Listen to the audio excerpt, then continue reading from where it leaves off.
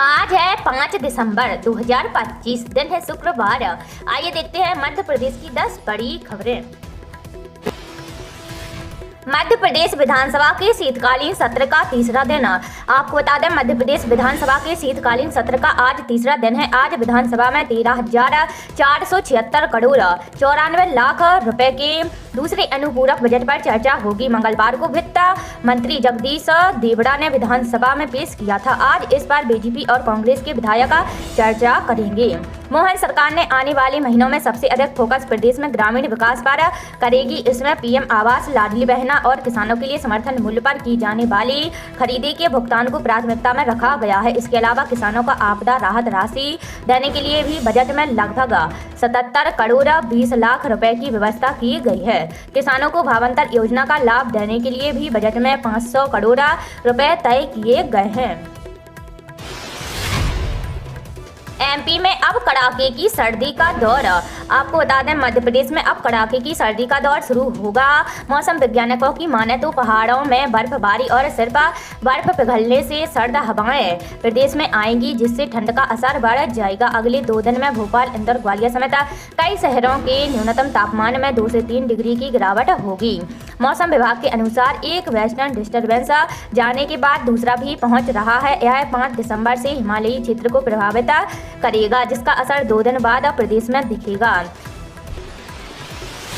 मुख्यमंत्री डॉक्टर यादव ने केंद्रीय स्वास्थ्य मंत्री जेपी नड्डा से की भेंट। आपको बता दें, मुख्यमंत्री डॉक्टर मोहन यादव ने बुधवार को नई दिल्ली में केंद्रीय स्वास्थ्य मंत्री जेपी नड्डा से भेंट की है। मुख्यमंत्री डॉक्टर मोहन यादव ने केंद्रीय स्वास्थ्य मंत्री जेपी नड्डा से मध्य प्रदेश में पीपीपी मॉडल पर प्रारंभ होने वाले 4 मेडिकल कॉलेज के भूमि पूजन के लिए आमंत्रण दिया है। यह कार्यक्रम इस माह प्रस्तावित है। मुख्यमंत्री डॉक्टर यादव ने मीडिया प्रतिनिधियों से चर्चा में कहा कि मध्य प्रदेश में अन्य क्षेत्रों के साथ स्वास्थ्य और चिकित्सा के क्षेत्र में निरंतर जन सुविधाएं बढ़ाई जा रही हैं। अभी और 4 नए मेडिकल कॉलेज का भूमि पूजन कार्यक्रम प्रस्तावित है। इन मेडिकल कॉलेजों की स्थापना पन्ना, बैतूल, कटनी और धार में होगी। केंद्रीय स्वास्थ्य मंत्री जेपी नड्डा ने मुख्यमंत्री डॉक्टर यादव के आमंत्रण को स्वीकार करते हुए सहमति प्रदान की है। शीघ्र ही तिथि निर्धारित कर 4 नए मेडिकल कॉलेजों का भूमि पूजन किया जाएगा। अधिकाधिक अस्पतालों और डॉक्टर्स को जोड़े आयुष्मान योजना से।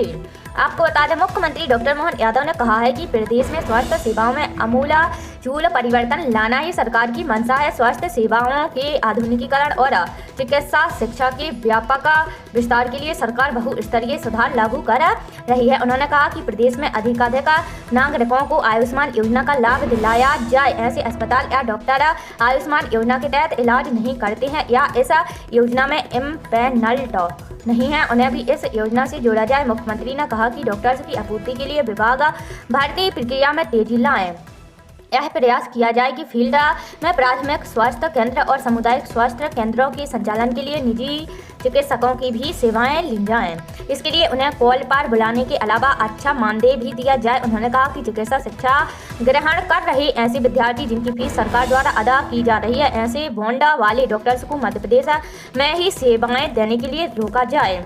ऐसे डॉक्टर्स को प्रदेश के जनजातीय एवं दूरस्थ क्षेत्रों में सेवाएं देने के लिए इन्हें भी आकर्षक मानदेय राशि दी जाए। मुख्यमंत्री ने कहा कि प्रदेश में तेजी से नए मेडिकल कॉलेज स्थापित हो रही है, ऐसे में अधिक संख्या में डॉक्टर्स की आवश्यकता होगी। बॉन्ड वाले डॉक्टर्स को प्रमोट कर इनके मानदेय को रिवाइज कर सभी नए मेडिकल कॉलेज एवं फील्ड के अस्पतालों में इनकी सेवाएं ली जाएं। मुख्यमंत्री डॉक्टर यादव बुधवार को मंत्रालय में लोक स्वास्थ्य एवं चिकित्सा शिक्षा सहित खाद्य एवं औषधि प्रशासन विभाग की योजनाओं, कार्यक्रमों और संचालित गतिविधियों की समीक्षा कर रही थी। तत्काल विंडो टिकट के लिए अब OTP जरूरी। आपको बता दें, भारतीय रेलवे तत्काल टिकटों की काउंटर बुकिंग में बदलाव करने जा रही है। अब पैसेंजर्स को टिकट कंफर्म करने के लिए मोबाइल पर OTP वेरीफाई करना होगा। ये सिस्टम अगले कुछ दिनों में पूरे देश की सभी ट्रेनों पर लागू हो जाएगा। साथ ही ट्रेन चार्ट तैयार करने का समय भी 4 घंटे से बढ़ाकर 8 घंटे पहले कर दिया जाएगा। इससे वेटिंग लिस्ट वाले पैसेंजर्स को प्लानिंग के लिए ज़्यादा समय मिलेगा। पायलट प्रोजेक्ट एयरक्राफ्ट 17 नवंबर को 52 ट्रेनों पर शुरू हुआ था, जो सफल रहा।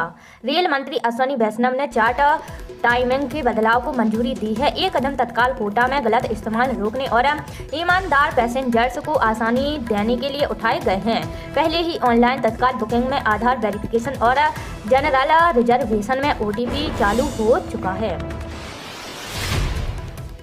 देश भर में इंडिगो की करीब 200 फ्लाइट कैंसिल। आपको बता दें, भारत की सबसे बड़ी एयरलाइन कंपनी इंडिगो गुरुवार को लगातार तीसरे दिन कमी से जूझ रही है। इसके कारण देश भर में एयरलाइन का ऑपरेशन बुरी तरह प्रभावित है। दिल्ली, मुंबई, कोलकाता, बेंगलुरु सहित कई बड़े एयरपोर्ट्स पर फ्लाइट्स लगातार कैंसिल हो रही हैं। गुरुवार सुबह दिल्ली से रवाना होने वाली इंडिगो की 30 से ज़्यादा उड़ानें रद्द कर दी गई हैं। दिल्ली एयरपोर्ट पर सुबह से लोगों की लंबी कतारें लगी हैं। कई यात्रियों ने फ्लाइट के इंतजार में पूरी रात एयरपोर्ट पर ही गुजार दी है। हैदराबाद में भी लगभग 33 उड़ानें रद्द हुई हैं। देश भर में आज इंडिगो की 170 से अधिक उड़ानें रद्द होने की संभावना है। मुख्यमंत्री डॉक्टर यादव ने की महिला बाल विकास विभाग की समीक्षा। आपको बता दें, मुख्यमंत्री डॉक्टर मोहन यादव ने कहा है कि महिला एवं बाल विकास विभाग की गतिविधियां बच्चों और महिलाओं के पोषण व स्वास्थ्य, सर्वग्रीण विकास और महिला सशक्तिकरण पर केंद्रित है। अधिक से अधिक लोगों तक विभाग की योजनाओं और कार्यक्रमों का सुगमतापूर्वक लाभ पहुंचाने के लिए सुशासन की भावना के अनुसार पारदर्शिता सुनिश्चित करते हुए गतिविधियों का संचालन किया जाए। कार्यक्रम क्रियान्वयन के अनुवीक्षण में IT का अधिक से अधिक उपयोग करें। मुख्यमंत्री डॉक्टर यादव ने विभागीय अधिकारियों को बच्चों और महिलाओं के पोषण व स्वास्थ्य के लिए स्कूल शिक्षा और स्वास्थ्य विभाग तथा महिलाओं की आत्मनिर्भरता और सशक्तिकरण के लिए कौशल उन्नयन व रोजगार की दृष्टि से तकनीकी शिक्षा तथा उद्योग विभाग से बेहतर समन्वय कर गतिविधियां संचालित करने के निर्देश महिला एवं बाल विकास विभाग की समीक्षा बैठक में दिए हैं। 200 यूनिट बिजली खपत करने पर 50% छूट। 400 यूनिट तक वालों को भी 1 साल मिलेगा लाभ। आपको बता दें, छत्तीसगढ़ में 200 यूनिट तक बिजली खपत करने वाले उपभोक्ताओं को इस माह से बिजली बिल हाफ योजना का लाभ मिलेगा। मुख्यमंत्री विष्णुदेव साय की 18 नवंबर को की गई घोषणा पर मंत्रिपरिषद की मुहर लग गई है। मुख्यमंत्री की अध्यक्षता में बुधवार को महानदी भवन में मंत्रिपरिषद की बैठक हुई, जिसमें 4 निर्णय लिए गए हैं। 42 लाख उपभोक्ता लाभान्वित होंगे। बैठक में लिए गए निर्णय के अनुसार प्रदेश में 1 दिसंबर 2025 से मुख्यमंत्री ऊर्जा राहत जन अभियान लागू किया गया है। इसके तहत घरेलू उपभोक्ताओं को 100 यूनिट के बजाय 200 यूनिट तक बिजली बिल पर 50% की छूट मिलेगी। इससे 42 लाख उपभोक्ता लाभान्वित होंगे। 200 से 400 यूनिट तक बिजली खपत करने वाले उपभोक्ताओं को भी अगले 1 वर्ष तक 200 यूनिट तक बिजली बिल में 50% छूट का लाभ मिलेगा। इससे 6 लाख उपभोक्ता लाभान्वित होंगे। फरवरी में करोड़ों किसानों को मिल सकती है सौगात, बढ़ सकती है PM किसान सम्मान निधि की राशि।